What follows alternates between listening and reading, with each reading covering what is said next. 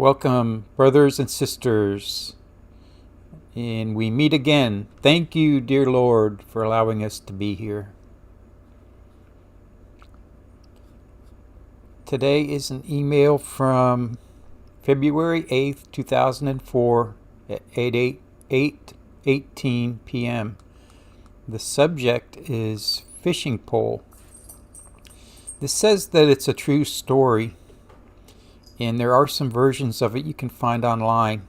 So this was about 20 years ago when this was sent out, so it's been around for quite a while.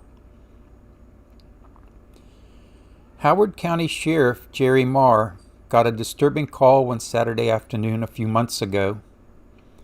His 6-year-old grandson Mikey had been hit by a car while fishing with his dad. The father and son were near a bridge by the Kokomo Reservoir when a woman lost control of her car, slid off the bridge, and hit Mikey at a rate of about 50 miles per hour. Sheriff Marr had seen the results of accidents like this and feared the worst. When he got to St. Joseph Hospital, he rushed through the emergency room to find Mikey conscious and in fairly good spirits. "Mikey, what happened?" Sheriff Marr asked. Mikey replied, "Well, Papa, I was fishing with Dad, and some lady runned over me.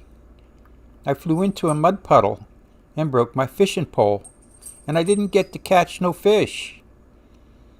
As it turned out, the impact propelled Mikey about 500 feet over a few trees and an embankment and in the middle of a mud puddle.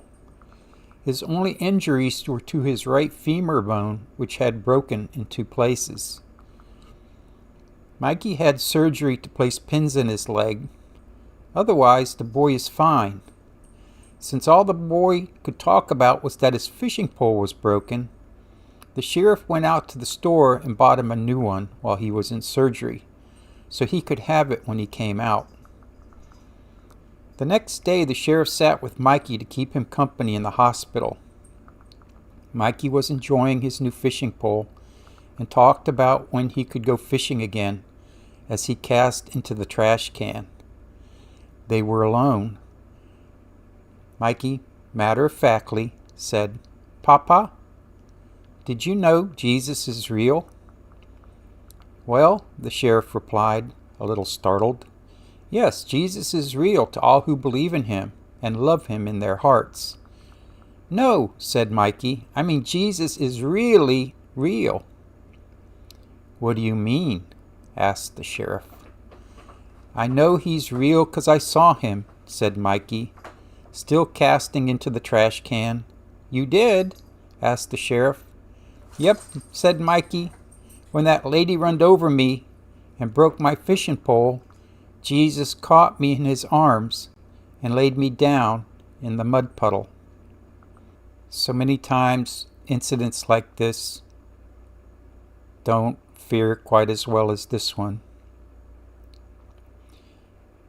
And it's interesting that if either the woman or the father of the child had left home 30 seconds earlier or later, this incident wouldn't have happened.